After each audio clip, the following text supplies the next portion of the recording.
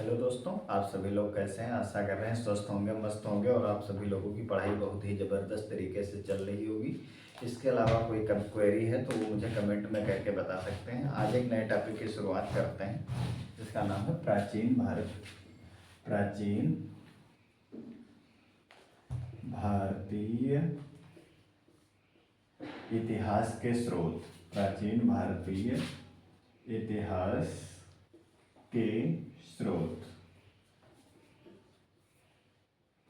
प्राचीन भारतीय इतिहास के स्रोत यानी हमें प्राचीन भारत का इतिहास लिखना है तो किन साक्ष्यों के आधार पर हम किसी भी देश का इतिहास लिख सकते हैं। तो हमें प्राचीन भारत का इतिहास लिखना है तो उसके लिए हमें कुछ साहित्यिक स्रोतों की ज़रूरत पड़ेगी, कुछ पुरातात्विक स्रोतों की ज़रूरत पड़ेगी और कुछ विदेशी यात्रियों के विवरणों की ज़रूरत पड़ेगी।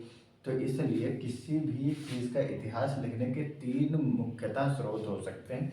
उसमें पहला हो सकता है साहित्यिक स्रोत। क्या हो सकता है? उसका पहला हो सकता है साहित्यिक स्रोत। साहित्यिक स्रोत एक हो गया साहित्यिक स्रोत। दूसरा हो जाएगा पुरातात्विक स्रोत, जो अवशेष होते हैं यानी पुरातात्विक पुरातात्विक स्रोत।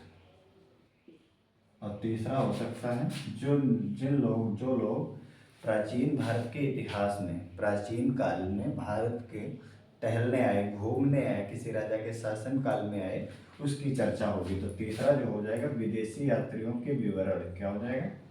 विदेशी यात्रियों के विवरण। ठीक है, विदेशी यात्रियों के विवरण। तो आज बात होगी इस टॉपिक पे, साहित्यिक स्रोत क्या होते हैं। तो साहित्यिक स्रोत वो होते हैं जो हमें साहित्य से प्राप्त होते हैं, जिनके लिए लिटरेचर उपलब्ध है, यानी जो जिन वेदों को लिखने के लिए आरण्यक, उपनिषद, ब्राह्मण या ऐसे ग्रंथ जिनसे हमारे प्राचीन भारत के इतिहास को लिखने में सरलता प्राप्त होती है, आसानी होती है, वो साहित्यिक स्रोत कहलाते हैं, जो हमें लिखित फॉर्म में या टेक्स्ट के रूप में प्राप्त होते हैं। यानी साहित्यिक स्रोत दो तरह के हो सकते हैं, यानी कुछ ऐसे स्रोत हो सकते हैं जो ब्राह्मण धर्म से रिलेटेड हैं, कुछ ऐसे हो सकते हैं जो ब्राह्मणेतर हो सकते हैं। ब्राह्मण का मतलब ये हो गया कि ऐसे ग्रंथ जिन्हें ऋषि मुनियों, हिंदू धर्म के लोगों ने लिखा। कुछ ऐसे हो सकते हैं जिन्हें ब्राह्मणों के अलावा भी, जैसे बौद्धिज्म हो गया, जैनिज्म हो गया। तो कुछ ग्रंथ यानी साहित्यिक स्रोत दो पार्टों में डिवाइड करे जा सकते हैं। एक हो सकता है धार्मिक स्रोत साहित्य और दूसरा क्या हो सकता है? लौकिक साहित्य। क्या हो सकता है? एक हो सकता है धार्मिक साहित्य। क्या हो सकता है? धार्मिक यानी धर्म को मुख्य केंद्र मानकर जो साहित्य लिखे गए हैं, जैसे हिंदू धर्म को यानी बौद्ध धर्म को, जैन धर्म को या मुस्लिम धर्म को मानकर जो धार्मिक साहित्य लिखे गए। कुछ क्या हो सकते हैं? कुछ हो सकते हैं लौकिक साहित्य। लौकिक लौकिक साहित्य क्या हो सकते हैं? लौकिक साहित्य किससे बना है? लोक धन इक। ठीक है, तो लोक का मतलब हो गया संसार और इक प्रत्यय लगा हुआ है। ठीक है, तो लौकिक साहित्य का मतलब हो जाएगा यानी ऐतिहासिक साहित्य, यानी जो जिससे संबंधित ऐतिहासिक साहित्य की बात हो रही है। अब ऐतिहासिक साहित्य में क्या हो सकता है? जिनमें राजाओं के बारे में वर्णन करा गया, जैसे मुद्रा राक्षस लिखी गई, अभिज्ञान शाकुंतलम लिखा गया। ठीक है, इस तरह के ग्रंथ, जैसे राजतरंगिणी लिखी गई, अर्थशास्त्र लिखा गया। तो ये ग्रंथ जो आएंगे लौकिक साहित्य। अब धार्मिक साहित्य दो तरह के हो सकते हैं। कुछ हो सकते हैं ब्राह्मण साहित्य। क्या हो सकते हैं?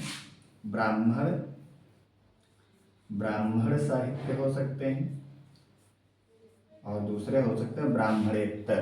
क्या हो सकते हैं? ब्राह्मणेतर साहित्य, यानी जो ब्राह्मणों के द्वारा लिखे गए वो ब्राह्मण साहित्य, और जो ब्राह्मणेतर यानी ब्राह्मणों के द्वारा नहीं लिखे गए, यानी इनके धर्म के लिए कोई दूसरे लोगों का जन्म हुआ, जैसे बौद्धिज्म और जैनिज्म। यानी बौद्ध साहित्य जो है, बौद्ध साहित्य ये जो है हिंदू धर्म से अलग धर्म था, बौद्ध साहित्य, और दूसरा हुआ जैन साहित्य, यानी जैन लिटरेचर जो लिखा गया वो ये लोग हैं ब्राह्मणेतर साहित्य। यानी ब्राह्मणों से इतर, ब्राह्मणों से अलग। अब बात आती है ब्राह्मण साहित्य। तो ब्राह्मण साहित्य में अब देखना कैसे इतने दिन से जो भी पढ़ा रहा था वो कैसे कनेक्ट होता है। तो ब्राह्मण साहित्य पढ़ा है, तो ब्राह्मण साहित्य में क्या आते हैं, वेद आते हैं। अब समझ में आ गया होगा कि वेद, मैंने चारों वेदों के बारे में विस्तार से चर्चा कर दिया है। तो वेद आए, वेद के बाद क्या आते हैं, वेद के बाद आती हैं संहिताएं, संहिता पढ़ाई जा चुकी है। उसके बाद क्या आते हैं, संहिता के बाद ब्राह्मण ग्रंथ आते हैं, ये बताया जा चुका है। ठीक है, ये कंप्लीट कराया जा चुका है। संहिता ग्रामर ब्राह्मण कंप्लीट हो चुके हैं। उसके बाद उपनिषद, ब्राह्मण के बाद क्या आए थे, आरण्यक आए थे, आरण्यक कंप्लीट हो चुके हैं। उसके बाद उपनिषद आते हैं, क्या आते हैं, उपनिषद, उपनिषद हो गए। उसके बाद क्या आते हैं, उपनिषद के बाद आते हैं वेदांग, वेदांग हो गया है। कल्प सूत्र आते हैं, ये क्रोनोलॉजिकल ऑर्डर में चल रहा है। कल्प सूत्र आते हैं। कल्प सूत्र के बाद क्या आता है, यानी ये भी कंप्लीट हो चुका है, ये भी कंप्लीट हो चुका है। कल्प सूत्र के बाद में क्या आता है, यानी कल्प सूत्र के बाद में आते हैं पुराण, पुराण कंप्लीट हो चुका है, पुराण। उसके बाद क्या आते हैं, स्मृतियाँ हो चुकी हैं, स्मृतियाँ, स्मृतियों के बाद क्या पढ़ाया जा चुका है, उसके बाद महाकाव्य पढ़ाया जा चुका है। यानी इतने जो ग्रंथ जो थे, महाकाव्य दो हैं, रामायण और महाभारत, रामायण और महाभारत। ये चीज समझ में आ गई होगी कि मैंने सबसे पहले वेद पढ़ाया, वेदों में चारों पार्टों का वेद बहुत ही डिटेल्ड अध्ययन करवाया गया। उसके बाद संहिता के बारे में बताया गया, ब्राह्मण ग्रंथ बताया गया, आरण्यक, उपनिषद, वेदांग, वेदांग 6 होते हैं। कल्प सूत्र को 4 पार्ट में डिवाइड करा गया था, श्रौत सूत्र, श्रौत सूत्र था, ग्रह सूत्र था, धर्म सूत्र था और एक सुलभ सूत्र था। इसका वर्णन हो चुका। पुराण का अध्ययन करवा दिए, स्मृतियों के बारे में बताए थे। उसके बाद महाकाव्य यानी रामायण और महाभारत दोनों को कंप्लीट करवाया जा चुका है। यानी जो धार्मिक साहित्य था उसके अंतर्गत ये पूरा ब्राह्मण साहित्य कंप्लीट करवाया जा चुका है। अब मैं आज पढ़ाऊंगा ब्राह्मणेतर साहित्य। जो ये ब्राह्मणेतर साहित्य है उसमें 2 साहित्य आते हैं, बौद्ध साहित्य और जैन साहित्य।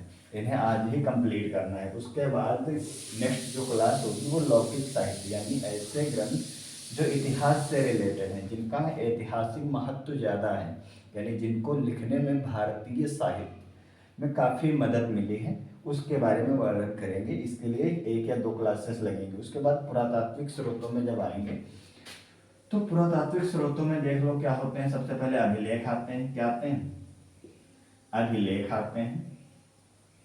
फिर क्या आते हैं, स्मारक और भवन आते हैं, स्मारक और भवन। पुरातात्विक स्रोत वे स्रोत होते हैं जो हमें खुदाई से मिलते हैं, उत्खनन से प्राप्त होते हैं, जिनके खंडहर या जिनके अवशेष हमें प्राप्त हुए हैं, जो लिटरेचर फॉर्म में नहीं मिलते हैं, जिनका कोई लिखित साक्ष्य नहीं, यानी जो ऐसा, यानी जो वस्तुओं को देखकर जिनको इतिहास लिखा गया, जैसे अभिलेख हो गया, स्मारक या भवन हो गए।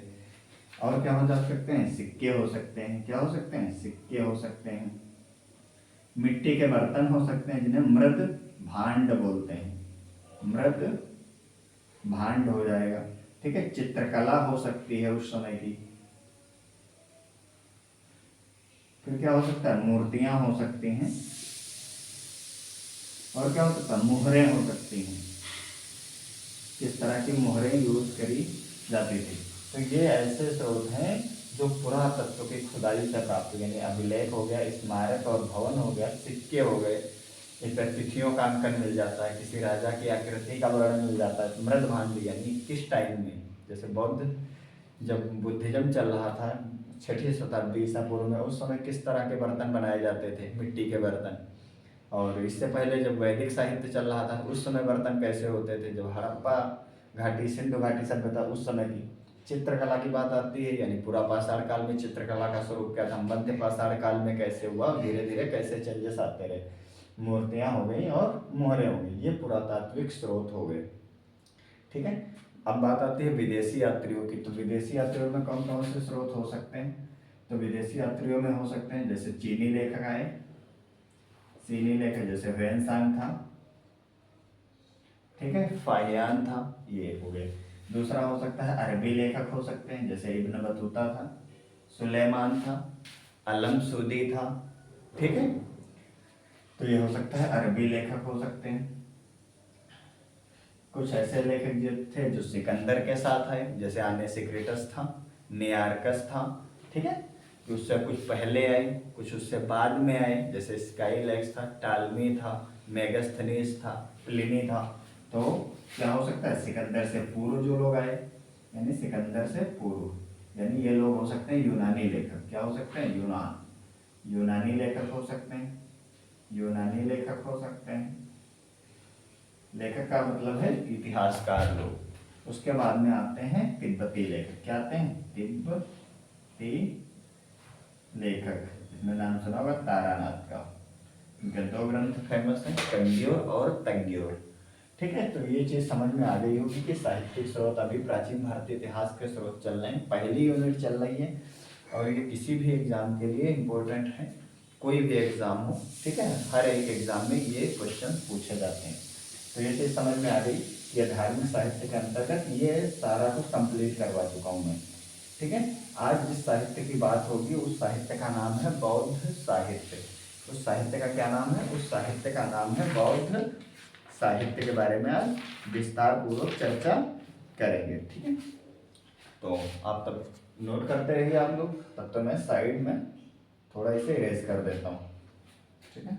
ये हो चुका है, ब्राह्मणेतर साहित्य चलेगा, तो इसकी चर्चा करनी है। बाकी आप लोग नोट्स बनाते रहिएगा, क्योंकि इन्हीं नोट्स का रिवीजन करके किसी भी एग्जाम को क्रैक किया जा सकता है। वो चाहे हिस्ट्री, चाहे जितना भी डिटेल्ड पूछा जाए, इन नोट्स के बाहर से कुछ भी नहीं फंसेगा, सारा कुछ यही नोट्स में मिलेगा। तो पहला जो साहित्य है वो है बौद्ध साहित्य। क्या है, बौद्ध साहित्य। यानी जो बौद्ध साहित्य है ये क्या है, कोई भी साहित्य हो भारतीय इतिहास के पुनर्निर्माण में, यानी प्राचीन भारत का इतिहास लिखना है, यानी भारतीय इतिहास के पुनर्निर्माण में एक साधन के रूप में मुख्य तत्व है। क्या है, प्राचीन भारतीय इतिहास के साधन के रूप में, इतिहास के साधन के रूप में, प्राचीन भारतीय इतिहास के साधन के रूप में एक महत्वपूर्ण स्रोत है। क्या है, महत्वपूर्ण स्रोत है, क्योंकि इसके बगैर 6वीं शताब्दी ईसा पूर्व का इतिहास नहीं लिखा जा सकता, महाजनपदों का इतिहास नहीं लिखा जा सकता। ये चीज़ समझ में आ गई होगी कि बौद्ध साहित्य जो है प्राचीन भारतीय इतिहास के साधन के रूप में एक महत्वपूर्ण साहित्यिक स्रोत है। महत्वपूर्ण स्रोत है, लेकिन कैसा स्रोत है, तो साहित्यिक स्रोत है, ठीक है। अब बात आती है बुद्धिज्म की। तो इसमें जो बुद्ध जी के जो शिक्षाएं थी वो किस में मिलते हैं, त्रिपिटक में मिलते हैं। किस में मिलते हैं, त्रिपिटक। त्रिपिटक, त्रिपिटक नाम से पता चल रहा है, त्रिपिटक। पिटक का मतलब होता है टोकरी, ठीक है। यानी 3 टोकरियां, 3 टोकरियों का क्या मतलब है, यानी जो बुद्ध जी की जो शिक्षाएं थी, यानी बौद्ध धर्म की जो शिक्षाएं हैं, वो 3 ऐसी टोकरियां हैं या 3 ऐसे ग्रंथ हैं जिसमें उन्हें समाहित किया गया, यानी 3 पार्टों में डिवाइड कर दिया गया। तो जो त्रिपिटक हैं उनके क्या हो सकते हैं, तो पहला पिटक जो है उसका क्या नाम है, त्रिपिटक में पहला पिटक जो आता है उसका नाम है विनय पिटक। क्या नाम है, विनय पिटक। विनय पिटक हो गया। दूसरा होता है सुत्त पिटक। क्या, सुत्त पिटक। और तीसरा जो है वो है अभिधम्म पिटक। क्या है, अभिधम्म, अभिधम्म, अभिधम्म पिटक। अब इनके अर्थ क्या है या इनके अंदर किस किस तरह की शिक्षाओं का उल्लेख मिलता है उसके बारे में बताते। सबसे पहले ये क्या लिखा है, अभिधम्म पिटक, यानी धम्म, धम्म का मतलब है धर्म से, ये क्योंकि ये पाली भाषा का नाम है, धर्म और धम्म। धर्म जो है हिंदू और यानी देवनागरी लिपि का शब्द है, और जो धम्म है ये पाली भाषा का, धम्म का मतलब धर्म से जोड़ा गया है, ठीक है। तो इसका अर्थ क्या हो जाएगा, अभिधम्म का मतलब हो जाएगा दार्शनिक सिद्धांतों का जिसमें संग्रह मिलता है, वो किसमें मिलता है, दार्शनिक सिद्धांतों का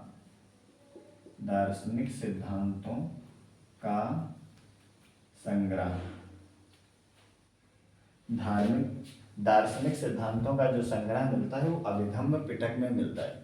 सुत्त पिटक का मतलब है श्लोकों से, सुत्त का मतलब हो जाएगा सूत्र, सूत्र का मतलब क्या हो जाएगा, धर्म यानी आचार विचार या धार्मिक जो नियम है, धर्मोपदेश का संग्रह, यानी धर्मोपदेश यानी धर्म के उपदेश के बारे में बताया गया, धर्मोपदेश का संग्रह, ठीक है। इसका अर्थ है ये धर्मोपदेश का। विनय पिटक का मतलब है विनम्रता, तो विनम्रता किसमें आएगी, यानी बुद्ध जी ने क्या करा था, एक संघ बनाया था जिसमें चाहे स्त्री हो, पुरुष हो, महिलाएं हो, बच्चे हों, बुजुर्ग हों, उन सभी लोगों को नामदान दिया जाता। नामदान का मतलब है बुद्ध जी की शिक्षाओं का पालन, जिसके तहत लोग भिक्षु बनते थे या जो लोग उपासक बन के रहना चाहते थे वो, ठीक है। जो तो विनय पिटक का मतलब हो जाएगा संघ संबंधी नियम, संघ संबंधी नियम और आचार संबंधी नियम। आचार का मतलब हो जाएगा आचरण संबंधी जो नियम मिलते हैं, या जो संघ संबंधी जो नियम थे वो विनय पिटक में उनका उल्लेख मिलता है। और जो सुत्त पिटक है इसमें धर्मोपदेश का संग्रह है और धार्मिक सिद्धांत दे रखे हैं। क्या दे रखे हैं, धार्मिक सिद्धांत दे रखे हैं कि बुद्ध धर्म किसमें विश्वास करता है, ईश्वर में विश्वास नहीं करता है, कर्म में विश्वास करता है, पुनर्जन्म में विश्वास नहीं करता, ये चीजें, आत्मा में विश्वास करता है नहीं करता है, इन सब के बारे में जो वर्णन किया जाएगा वो इसके तहत होगा। अब बात आती है कि इनके पार्ट कितने कितने हैं। तो जो विनय पिटक है इसके 4 पार्ट होते हैं। कितने, विनय पिटक को 4 भागों में बांटा गया है। इसके कितने भाग हैं, इसके 4 भाग हैं। ये पूछा भी जाता है, विनय पिटक के भागों के नाम दे दिए जाते हैं, उसके बाद पूछा जाता है ये किस पिटक का भाग है, ये अभिधम्म पिटक का भाग है या विनय पिटक का भाग है या सुत्त पिटक का भाग है। तो जो अब ये जो है विनय पिटक, इसे 4 पार्टों में डिवाइड करा गया है। तो पहला जो इसका पिटक आता है वो होता है पातिमोक्ष। क्या है, पातिमोक्ष, ये नाम ही याद कर लेना है, ये एक हो जाएगा। दूसरा जो हो जाएगा पातिमोक्ष के बाद आता है सुत्त विभंग। क्या आता है, सुत्त विभंग। तीसरा आता है खंडक,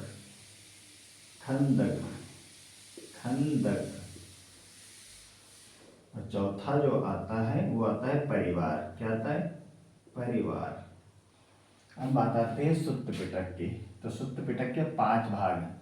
कितने भाग हैं, 5 भाग हैं, ठीक है। इनके 5 के नाम याद करने पड़ते हैं। एक का नाम है दीघ निकाय। दूसरे का क्या नाम है, दीघ निकाय। दूसरे का नाम है मध्यम निकाय। पूछ लिया जाता है मध्यम निकाय किस पिटक का भाग है, दीघ निकाय, मध्यम निकाय हो गया, अंगुत्तर निकाय हो जाएगा। क्या हो जाएगा, अंगुत्तर निकाय, ठीक है। चौथा जो हो जाएगा वो हो जाता है संयुक्त निकाय। ये चीज समझ में, दिग्ध निकाय, मध्यम निकाय, अंगुत्तर निकाय, संयुक्त निकाय, और 5वां जो है वो है खुद्दक निकाय।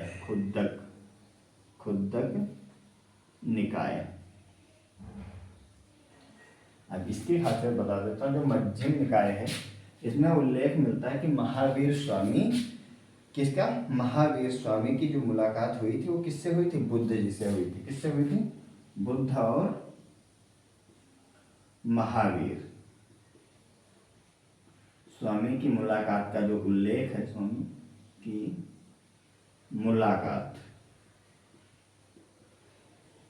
मुलाकात का उल्लेख मिलता है किस ग्रंथ में, यानी पूछा जाएगा बुद्ध और महावीर स्वामी की मुलाकात का उल्लेख किस निकाय में मिलता है। ऑप्शन दे दिए जाएंगे, दीर्घ निकाय, मध्यम निकाय, अंगुत्तर निकाय, संयुक्त निकाय, चारों में से एक में होगा। ऑप्शन क्या हो जाएगा?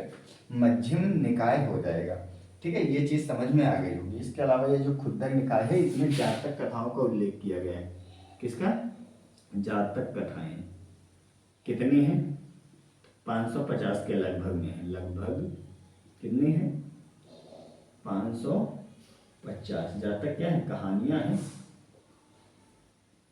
ये कैसी कहानियां हैं?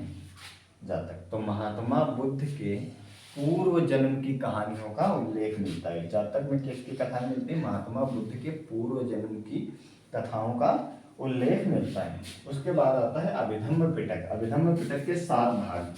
अभिधम्म पिटक के कितने भाग हैं? 7 भाग हैं। लेकिन इसके लिए आसान करने की बहुत अच्छी ट्रिक है। इसमें सब में निकाय लगता है। इसमें पातुमुख, सूत्र विभाग, खंडक और परिवार। ठीक है, इसके 7 पार्ट हैं। उसके लिए मेरे पास जो एक ट्रिक है वो बता देता हूँ। क्या लिखा है? डीवीडी लेकर प्रशांत किशोर डीवीडी लेकर प्रशांत किशोर यूपी आए। अब डी से देख लेते हैं, नामों का उल्लेख ही करना है। तो डी से हो जाएगा धम्म संगड़ी। क्या हो जाएगा? धम्म संगड़ी। पहला नाम क्या हो जाएगा? डी से हो जाएगा धम्म संगड़ी। ये जो ट्रिक है, ठीक है, ये क्या है? ये ट्रिक है याद करने की। 7 का नाम, वो भी क्रम से। वी के बाद हो जाता है विभंग। क्या हो जाता है? विभंग। वी से विभंग हो जाएगा। फिर डी से आता है, तो डी से आता है धातु कथा। क्या आते हैं? धातु। ये धा है, धातु कथा। पी से क्या हो जाता है? पी से हो जाता है प्रशांत से हो जाएगा। पी से हो जाता है पुग्गल पंथ। पुग्गल पंचती। पुग्गल पंचती हो जाता है। किशोर से हो जाता है कथावत्तु। कथावत्थु हो जाता है। फिर यू से क्या हो जाता है? यू से हो जाता है यमक। ये भी एक ग्रंथ है, पूछा जा सकता है। यमक ग्रंथ, यानी इसमें 3-4 ग्रंथों के नाम दे दिए जाएंगे, फिर पूछा जाएगा ये ग्रंथ जो है ये जैन धर्म से रिलेटेड है या बौद्ध धर्म से रिलेटेड है। ये बात भी पूछी जा सकती है। इसके उदाहरण दिए जा सकते हैं, इसके उदाहरण दिए जा सकते हैं, किसी का भी। जैसे ये क्वेश्चन पूछा जा चुका है, कथावत्तु और यमक किस धर्म के ग्रंथ हैं? जैन धर्म के हैं या बौद्ध धर्म के? तो कथावत्तु हो जाएगा, यमक हो जाएगा, यू, और पी से हो जाएगा पत्थान ग्रंथ हो जाएगा। पत्थान ग्रंथ।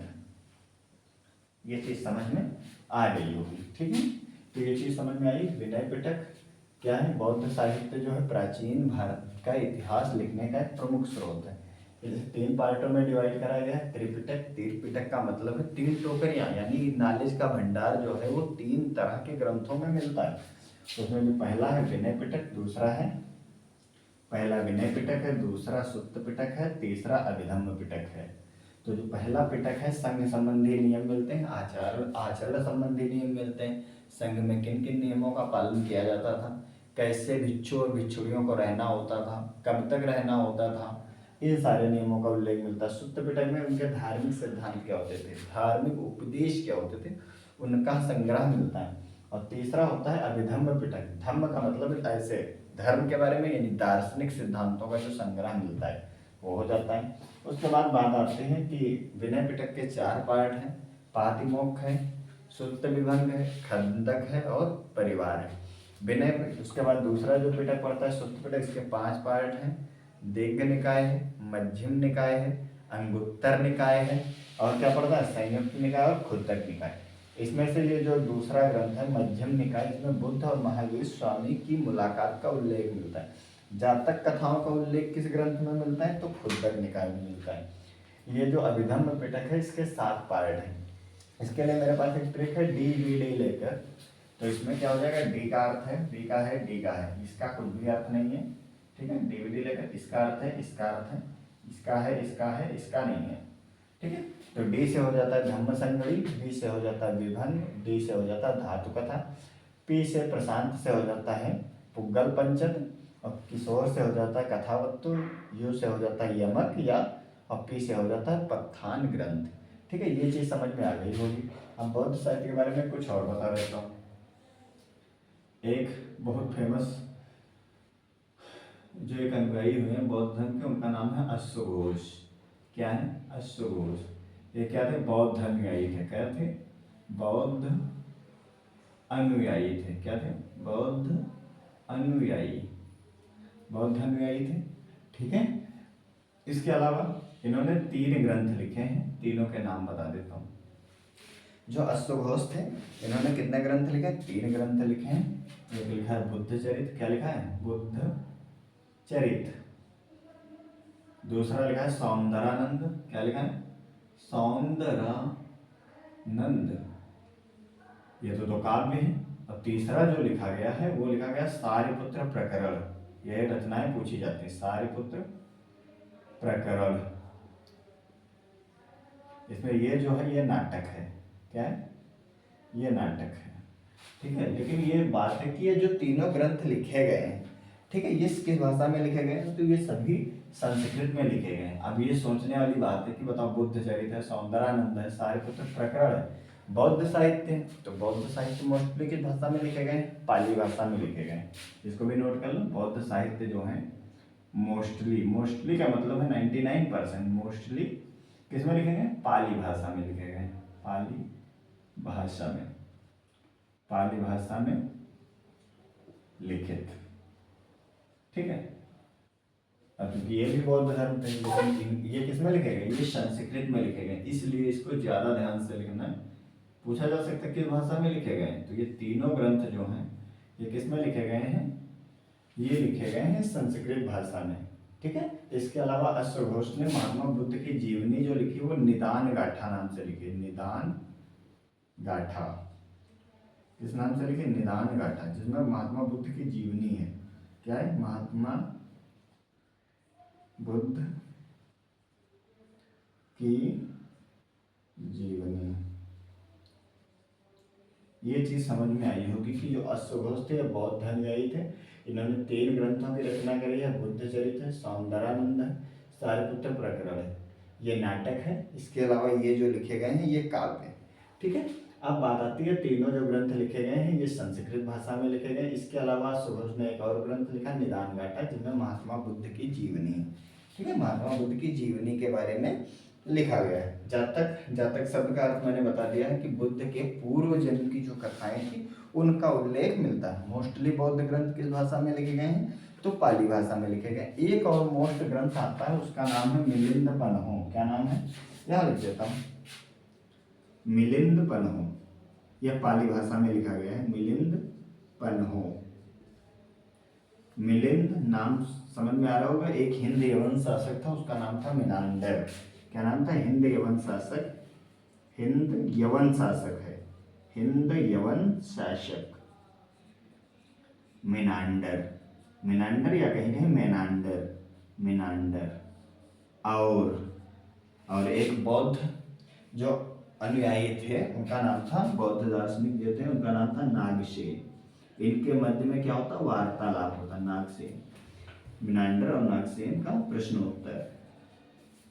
प्रश्नोत्तर का मतलब है मिनांडर जो है ये प्रश्न पूछता जाता है और नागसेन उनके उत्तर देते जाते हैं। ये चीज समझ में आ गई होगी। इसके अलावा एक चीज और बता देता हूँ कि जो बौद्ध धर्म है ये 2 पार्ट में बटा हुआ।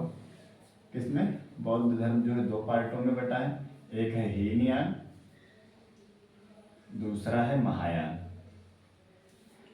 अब एक बहुत सिंपल अंतर बता दे रहा हूँ हीनयान और महायान का। जो हीनयान होते हैं वो लोग ऐसे होते हैं जो महात्मा बुद्ध को केवल महापुरुष मानते हैं। क्या मानते हैं? महापुरुष मानकर उनका वर्णन करते हैं, उनके बारे में ग्रंथ, यानी जो महात्मा बुद्ध के बनाए गए सिद्धांतों में तनिक भी परिवर्तन नहीं करते हैं, यानी रुग्णता से, यानी रूढ़िवादिता तरीके से, यानी जो जैसा बताया गया यथावत उनके सिद्धांतों का जो पालन करते हैं वो हीनयान कहलाते हैं। जो हीनयान धर्म है इसका जो मुख्य ग्रंथ है उसका नाम है कथावस्तु। क्या नाम है? कथावस्तु।